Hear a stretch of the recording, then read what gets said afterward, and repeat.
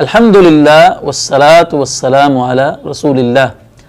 عن عائشة رضی اللہ عنہا قالت كان رسول اللہ صلی اللہ علیہ وسلم يكثر ان يقول في ركوعه وسجوده سبحانك اللهم ربنا وبحمدك اللهم اغفر لي۔ سیدہ عائشہ صدیقہ رضی اللہ عنہا بیان کرتی ہیں کہ رسول اللہ صلی اللہ علیہ وسلم اپنے رکوع میں اور سجدوں میں کثرت کے ساتھ یہ پڑھا کرتے تھے،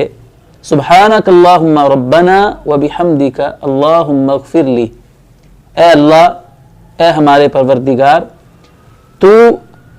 اپنی تعریف کے ساتھ پاک ہے اور اے اللہ مجھے بخش دے۔ صحیح بخاری کی ایک اور حدیث میں سیدہ عائشہ رضی اللہ عنہا بیان کرتی ہیں کہ رسول اللہ صلی اللہ علیہ وسلم یہ دعا پڑھتے ہوئے قرآن مجید پر عمل کیا کرتے تھے۔ کان یتأول القرآن، یعنی نبی علیہ السلام کو اللہ تعالیٰ نے قرآن مجید میں سورہ نصر کے اندر حکم دیا کہ فسبح بحمد ربک واستغفرہ انہ کان توابا، تو نبی کریم صلی اللہ علیہ وسلم اللہ تعالیٰ کے اس حکم پر عمل کرتے ہوئے آپ نے اپنے رکوع میں اور سجدوں میں کثرت کے ساتھ یہ ذکر کرنا شروع کر دیا۔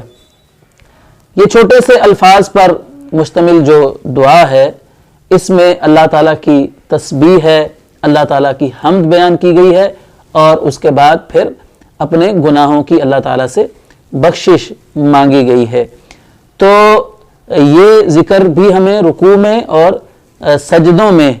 کرنا چاہیے۔ اس کی کوئی تعداد مقرر نہیں ہے، ایک بار بھی پڑھ سکتے ہیں، زیادہ بار بھی پڑھ سکتے ہیں، اور اس کے علاوہ جو دیگر دعائیں رکوع اور سجدوں میں